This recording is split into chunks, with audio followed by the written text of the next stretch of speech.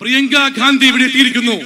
നിങ്ങൾ അഭിസംബോധനയോട് സംസാരിക്കാൻ സമസ്ത ബഹുമാന പുരസ്കാരം അവരെ ക്ഷണിക്കുന്നു.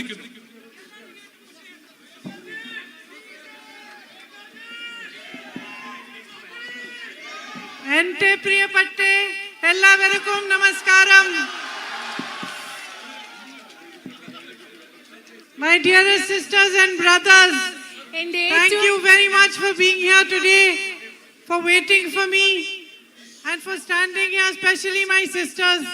I know it was warm today also. You've been sitting and waiting. Thank you. എന്റെ പ്രിയപ്പെട്ട സഹോദരി സഹോദരന്മാരെ, നിങ്ങൾ ഇവിടെ വന്നതിനും എനിക്ക് വേണ്ടി കാത്തു നിന്നതിനും ഞാൻ നിങ്ങളോട് പറയുന്നു. എനിക്കറിയാം, പ്രത്യേകിച്ച് എൻ്റെ സഹോദരിമാരോട് ഇന്ന് ചൂടുള്ള ദിവസമാണെന്നറിയാം. എന്നിട്ടും നിങ്ങൾ ഇവിടെ വന്നതിനും നിങ്ങളോട് ഞാൻ നന്ദി പറയുകയാണ്. Everywhere I am going, you are receiving me with love, with affection. ഞാൻ എവിടെ പോകുമ്പോഴും നിങ്ങൾ എന്നെ ഒരുപാട് സ്നേഹത്തോടെ ഇഷ്ടത്തോടു കൂടിയാണ് നിങ്ങൾ എന്നെ സ്വീകരിക്കുന്നത്. I get late sometimes because everybody is standing on the road. People are waiting for me, and I can't tell you how grateful I feel for the kind of affection that you are showing me.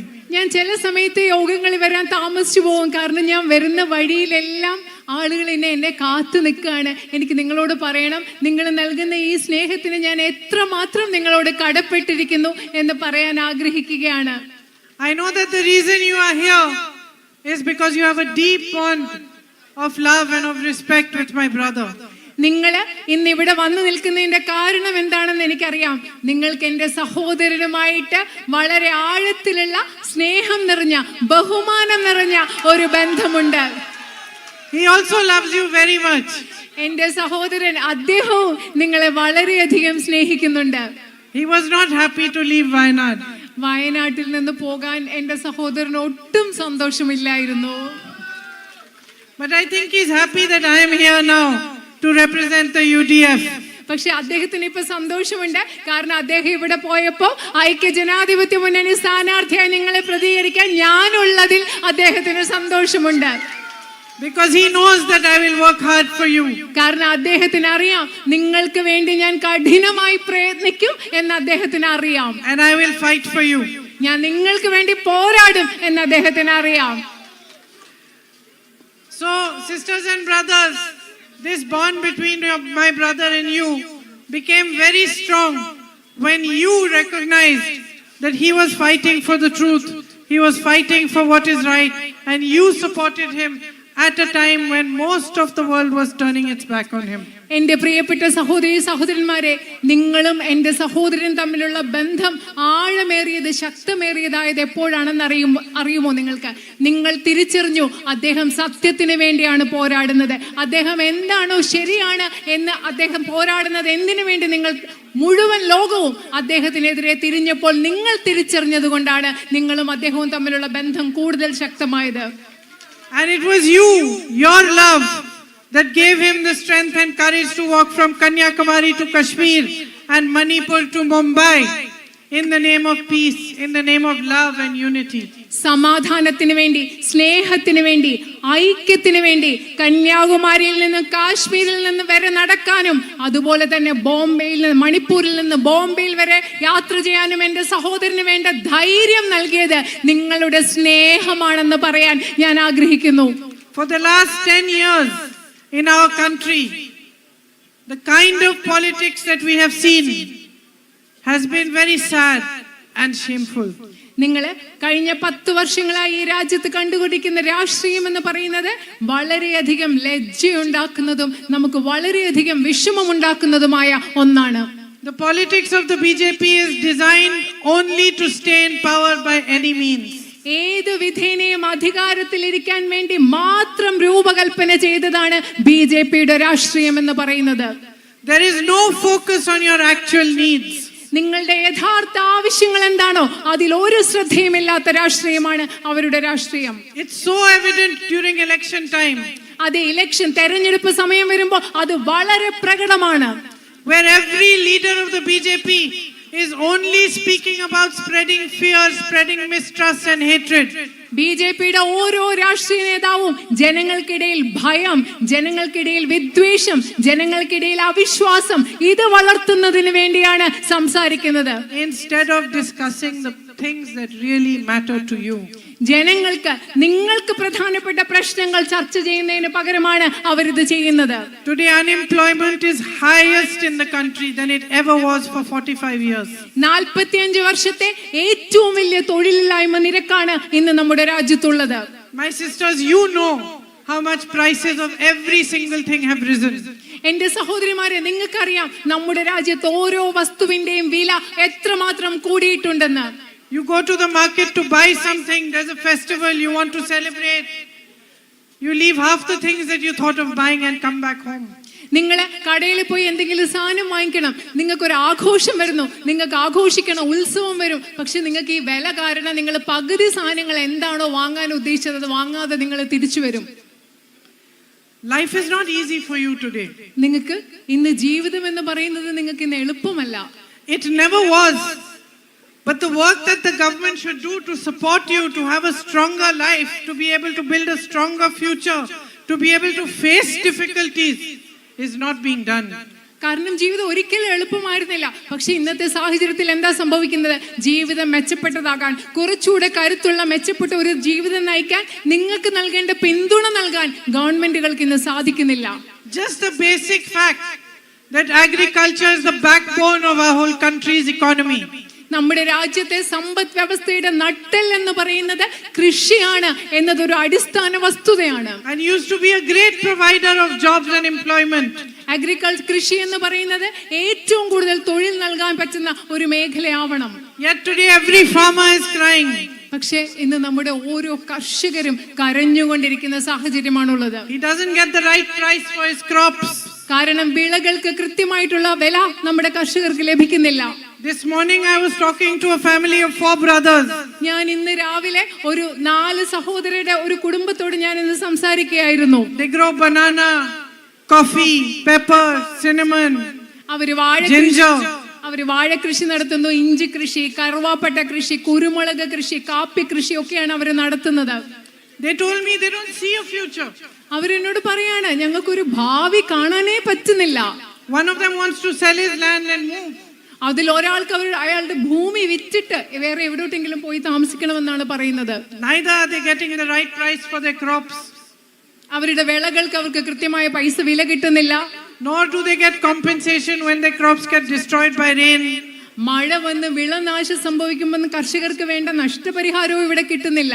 Nor do they get any support and help when monkeys and other animals come and destroy their crops. കുരങ്ങുകളും അതുപോലെ മറ്റ് വന്യമൃഗങ്ങളും വന്ന് അവരുടെ വിളകൾ നശിപ്പിക്കുമ്പോൾ അവർക്ക് യാതൊരു പിന്തുണയും ഇവിടെ കിട്ടുന്നില്ല. On top of that, they have to pay taxes on everything. അത് മാത്രമല്ല അതിലും മുകളിലായിട്ട് അവർക്ക് എല്ലാത്തിലും നികുതി അടയ്ക്കേണ്ടി വരികയാണ്. With so much potential here in Wayanad, such beautiful crops, as I said, like coffee, rubber, banana, areca, you still have no hope for the future. ഇവിടെ ഇത്രയും സാധ്യതകൾ ഈ നാട്ടിലുണ്ട്. ഞാൻ നേരത്തെ പറഞ്ഞ പോലെ ഇവിടെ കാപ്പി കൃഷിയുണ്ട്, അടയ്ക്ക കൃഷിയുണ്ട്, വാഴ കൃഷിയൊക്കെ ഉണ്ട്. എന്നിട്ട് നിങ്ങൾക്ക് ഒരു ഭാവി കാണാൻ സാധിക്കില്ല എന്ന് പറയുകയാണ്. 16 lakh crore rupees are waived for the biggest businessmen. Not 1 rupee of loans is waived for you.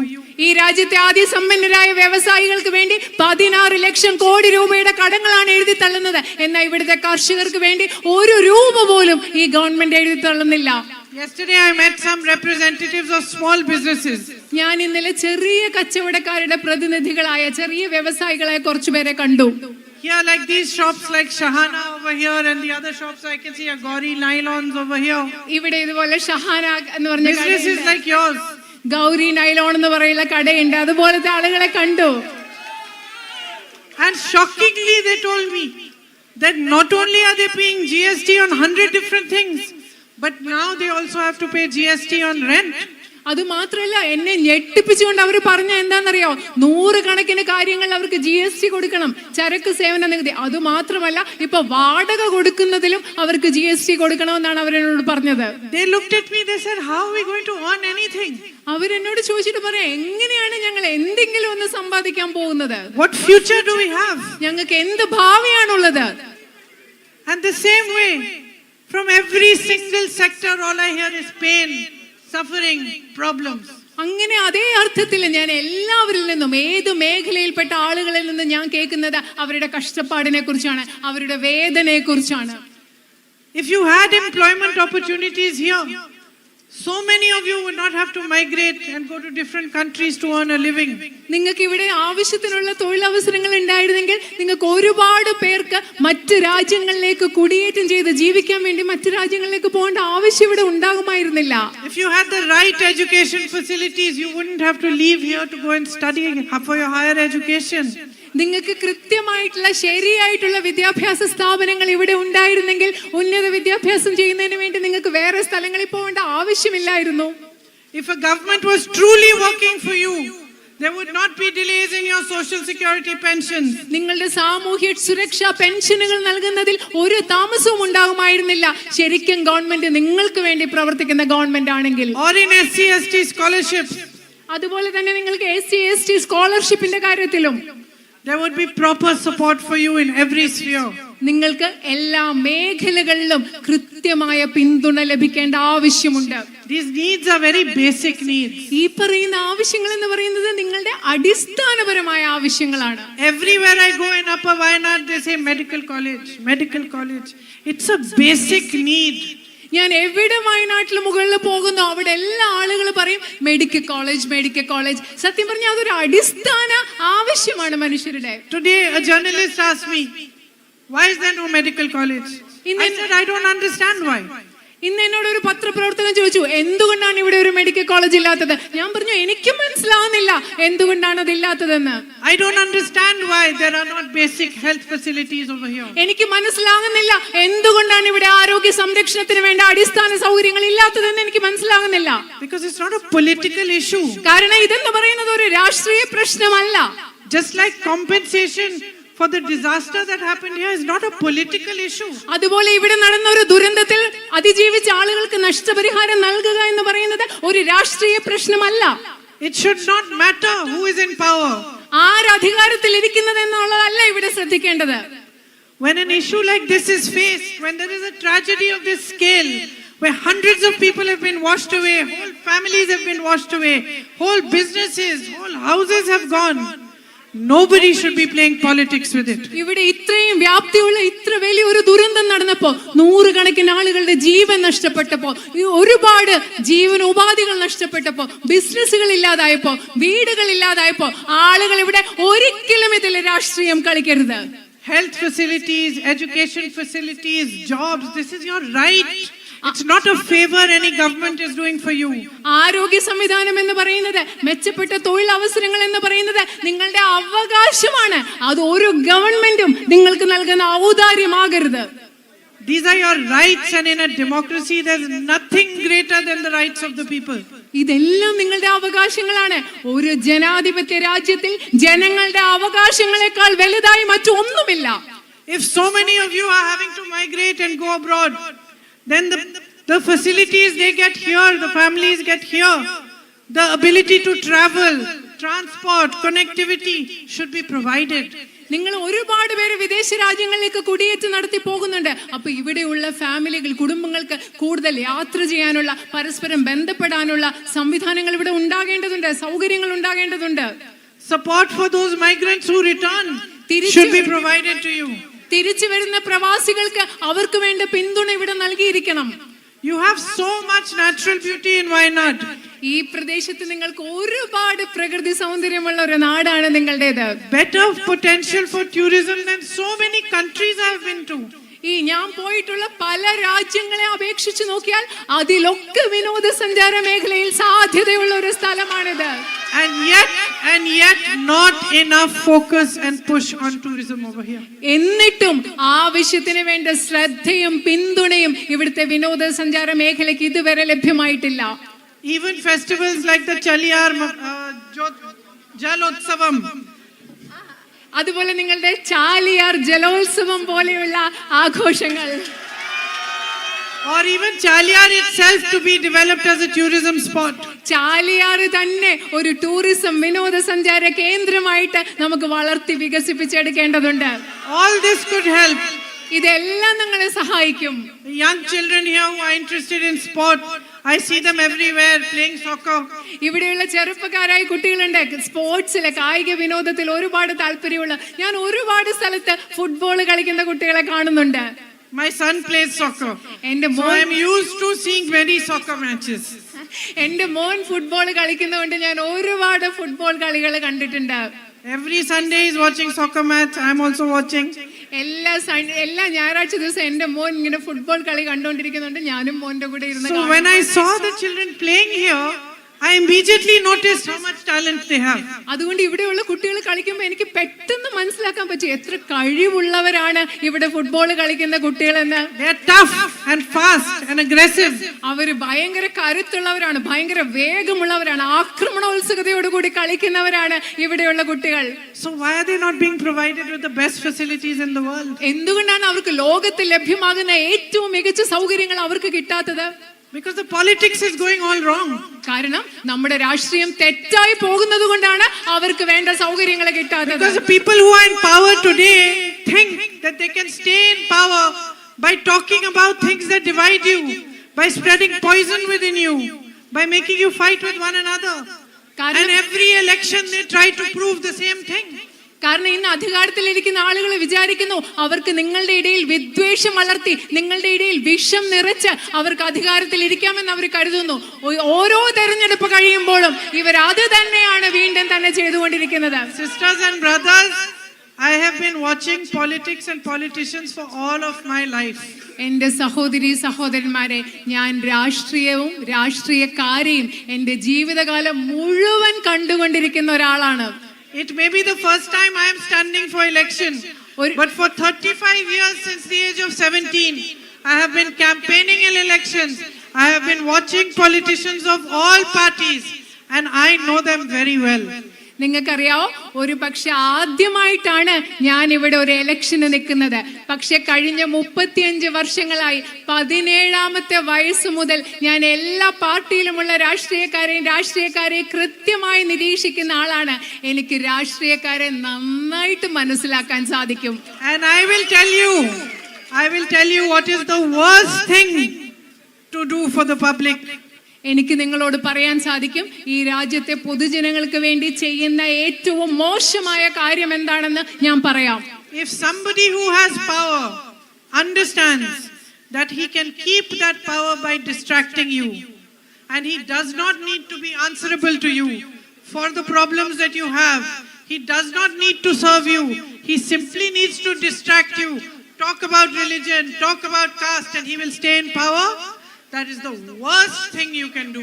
നിങ്ങൾക്കറിയാമോ, അധികാരത്തിലിരിക്കുന്ന ഒരു രാഷ്ട്രീയ നേതാവ് നിങ്ങളുടെ യഥാർത്ഥ പ്രശ്നങ്ങൾ എന്തെന്ന് ചർച്ച ചെയ്യാതെ യഥാർത്ഥ പ്രശ്നങ്ങളിൽ നിന്ന് നിങ്ങളുടെ ശ്രദ്ധ തിരിച്ചു മാറ്റി നിങ്ങളെ വിഭജിപ്പിച്ച് അധികാരത്തിലിരിക്കാൻ ശ്രമിക്കുകയാണെങ്കിൽ, അങ്ങനെ അധികാരത്തിലിരിക്കാമെന്ന് കരുതുന്നുണ്ടെങ്കിൽ ഈ രാജ്യത്തെ ജനങ്ങളോട് ചെയ്യാവുന്ന ഏറ്റവും മോശമായ കാര്യം അതാണെന്ന് ഞാൻ നിങ്ങളോട് പറയുകയാണ്. While I was working in UP one day, I went into a lady's house.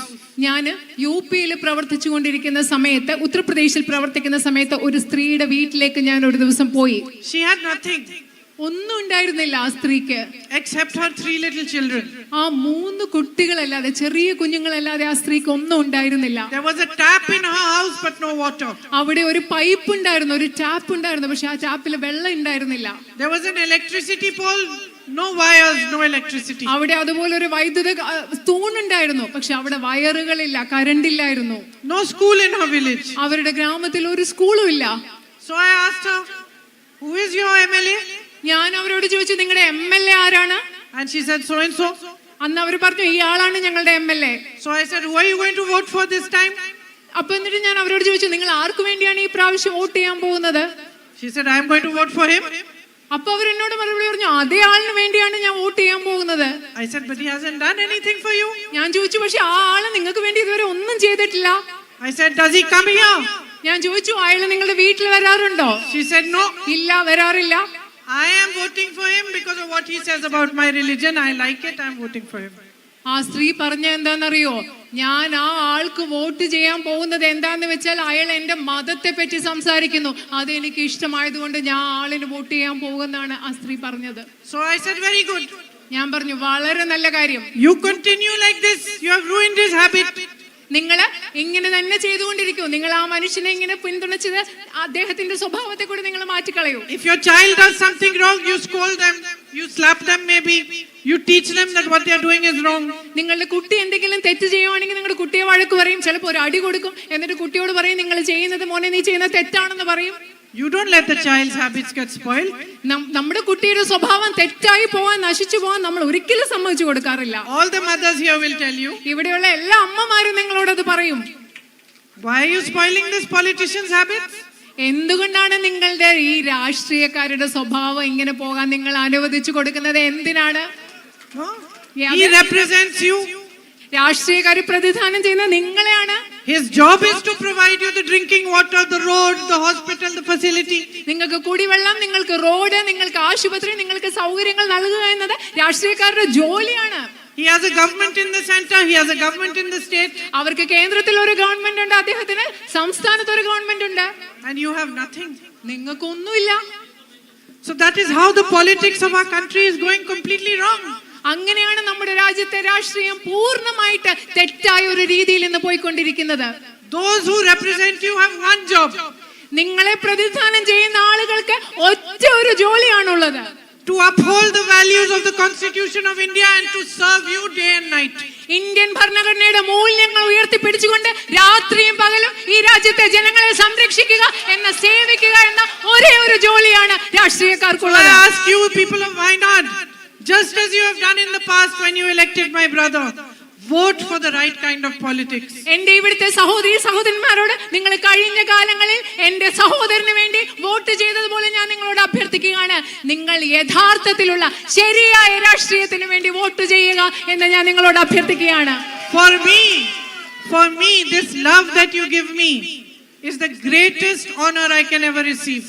എന്നെ സംബന്ധിച്ചിടത്തോളം നിങ്ങൾ എനിക്ക് നൽകുന്ന സ്നേഹം എന്ന് പറയുന്നത് എനിക്ക് ജീവിതത്തിൽ ലഭിക്കാവുന്ന ഏറ്റവും വലിയ ആദരവായിട്ടാണ് ഞാൻ കണക്കാക്കുന്നത്. Each one of you for me is a responsibility. ഇവിടെയുള്ള നിങ്ങൾ ഓരോരുത്തരും എന്നെ സംബന്ധിച്ചിടത്തോളം എന്റെ ഉത്തരവാദിത്തമാണ്. Each one of you is a duty. നിങ്ങൾ ഓരോരുത്തരും എന്റെ കടമയാണ്. Each one of you is a symbol of what is right in this nation. നിങ്ങൾ ഓരോരുത്തരും എന്ന് പറയുന്നത് ഈ ദേശത്ത് എന്തൊക്കെ ശരിയായിട്ടുണ്ടോ അതിന്റെ എല്ലാം പ്രതീകമാണ് നിങ്ങൾ ഓരോരുത്തരും. Because you have always stood for unity, you have stood for the right kind of politics. കാരണം നിങ്ങൾ എല്ലാ കാലത്തും ഐക്യത്തിന് വേണ്ടിയും ശരിയായിട്ടുള്ള രാഷ്ട്രീയത്തിന് വേണ്ടിയും നിന്നിട്ടുള്ളവരാണ് ഇവിടുത്തെ ജനങ്ങൾ. If you give me the honor to become your representative in parliament, I will not let you down. നിങ്ങൾ എനിക്ക് നിങ്ങളുടെ പ്രതിനിധിയായി ഇന്ത്യൻ പാർലമെന്റിൽ പോകാനുള്ള ഒരു ആദരവ് നിങ്ങൾ എനിക്ക് നൽകുകയാണെങ്കിൽ ഞാൻ ഒരിക്കലും നിങ്ങളെ നിരാശപ്പെടുത്തുകയില്ല.